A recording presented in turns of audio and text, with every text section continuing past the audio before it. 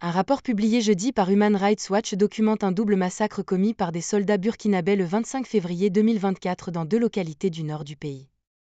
L'ONG rapporte que 223 civils, dont des femmes et des enfants, ont été exécutés. Il s'agit de l'une des pires tueries dans ce pays en proie à une spirale de violence terroriste depuis 2015. L'armée burkinabé a exécuté au moins 223 civils, dont 56 enfants, le 25 février dans 2 villages de la province de Yatanga dans le nord du pays, affirme Human Rights Watch, HRW, dans un rapport publié jeudi 25 avril et dénonçant une attaque de représailles et après une série d'opérations meurtrières menées par des groupes terroristes. Ce jour-là, des hommes armés avaient mené plusieurs attaques contre une mosquée à Nassiaboani, une ville de l'est du pays, et une église à Essakan Village, une commune située dans le nord.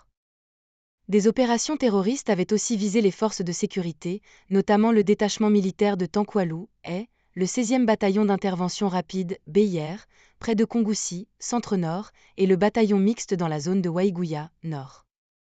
Selon HRW, ce dernier assaut, mené par des membres du JNIM, groupe de soutien à l'islam et aux musulmans, affilié à Al-Qaïda, a entraîné une violente action de représailles contre les villages de Nondin et Soro situés à une vingtaine de kilomètres du lieu de l'attaque qui a coûté la vie à une dizaine de volontaires pour la défense de la patrie, VDP, les supplétifs civils de l'armée.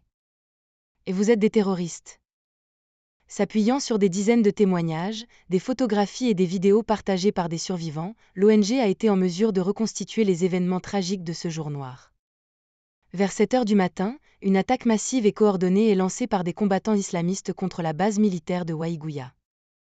La télévision burkinabé annonce que des soldats du bataillon d'intervention rapide, une unité des forces spéciales impliquées dans les opérations de contre-insurrection, a pris en chasse les terroristes fuyant en direction de la ville de Thiou, située plus au nord.